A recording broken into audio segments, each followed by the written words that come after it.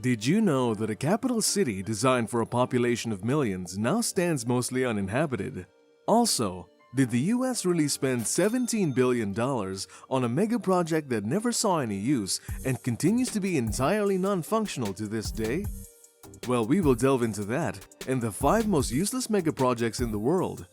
If that sparks your interest, then keep on watching.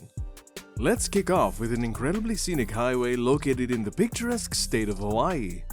The 26-kilometer-long Interstate H3 traversing through one of the world's most breathtaking landscapes.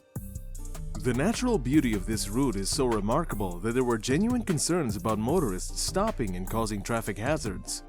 However, this highway is as contentious as it is stunning. The proposal for Interstate H3 first emerged in 1960, driven by defense considerations to connect the Pearl Harbor Naval Base in the south to the Marine Corps Air Station on the East Coast. The announcement faced immediate opposition from environmental groups and native Hawaiians, anxious about extensive urbanization the project might bring. Environmental laws of the time and a route change to protect surrounding valleys led to indefinite delays. It took 26 years to overcome environmental obstacles when Congress exempted the project from environmental laws, allowing construction to commence in 1989. The highway, deemed an engineering marvel due to its challenging terrain and advanced construction technologies, was finally inaugurated in 1997, nearly 37 years after its initial proposal. Despite its impressive engineering, critics label Interstate H3 as a road to nowhere, because the defense considerations that prompted its creation are no longer relevant, and it lacks a direct route to downtown Honolulu. Furthermore, native Hawaiians, the majority of whom refuse to use H3, consider it cursed due to the destruction of culturally significant sites during its completion. While Interstate H3 stands as a remarkable mega project, it is deemed useless by certain native groups, highlighting the complex intersection of infrastructure development, environmental concerns, and cultural impact. Spain, a prime travel destination in Europe, envisioned the Ciudad Real Central Airport as a key hub for holidaymakers with the country and international visitors.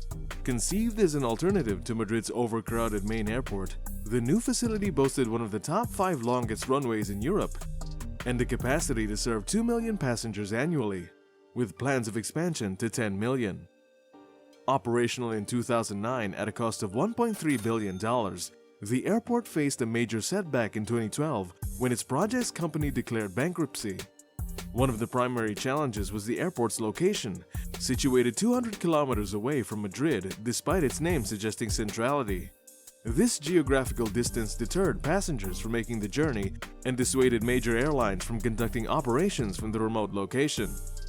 Facing challenges during the COVID-19 pandemic, Ciudad Real Airport found a new purpose as a storage facility for grounded planes due to its dry climate, expansive runway, and ample space. By August 2020, 65 airlines were parked at the airport, with plans to expand storage capacity to accommodate over 300 aircraft. While this repurposing presented a temporary business opportunity, the long-term viability of the airport remains uncertain. Once the pandemic subsides, the stored planes are expected to return to normal flight operations, leaving this billion-dollar mega project effectively useless for passengers worldwide. Moving on to another mega project, which is one that caught our attention. It's not just a remote airport, it's the capital of Myanmar, a new capital that was constructed from the ground up. Myanmar's former military leadership initiated the construction of a new capital in secrecy in 2002. Shifting a country's capital is not unprecedented, with countries like Brazil, Egypt, and Pakistan having done so in the past.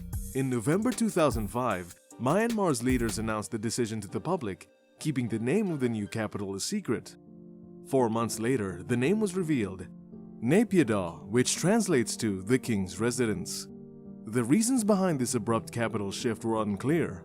Some speculated it was due to fears of a sea attack, while others believed it was based on astrological advice. However, much of it was related to the limitations of the former capital, Yangon. Home to 7 million people, Yangon had reached its infrastructural limits, and its population was projected to double by 2050. Additionally, Yangon was established as the capital during British rule to benefit the British Navy, making a move to a more central location logical. The new capital project progressed rapidly, with successive governments investing $4 billion into Naypyidaw. On the surface, Naypyidaw appears to have everything to attract visitors, including a 20-lane highway, over 100 luxury hotels, golf courses, museums, and even a 99-meter-tall replica of a landmark from Yangon. However, one crucial component is missing: the population. Naypyidaw is home to less than 1 million residents, most of whom reside in pre-existing suburbs.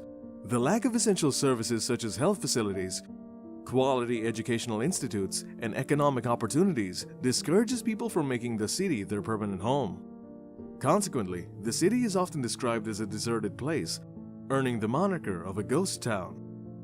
Despite the apparent emptiness, there is a silver lining for Naypyidaw, for now it stands as arguably the world's strangest capital and remains largely useless for much of the country's population. We've talked about a literal ghost city, so now let's explore a green and futuristic smart city known as Forest City. This ambitious project is set to rise from reclaimed land on 4 artificial islands, designed around an artificial forest ecosystem. Market appeal is enhanced by green innovations with green rooftops, vertical gardens, and a multi-layered street design. The lower layer accommodates traffic and parking, while the upper layer feature parks, sports facilities, and transport hubs. Forest City aims to be powered exclusively by renewable energy, with the completion target set for 2035 for $100 billion.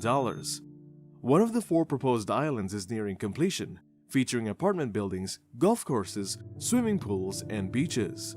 However, the project faces significant challenges.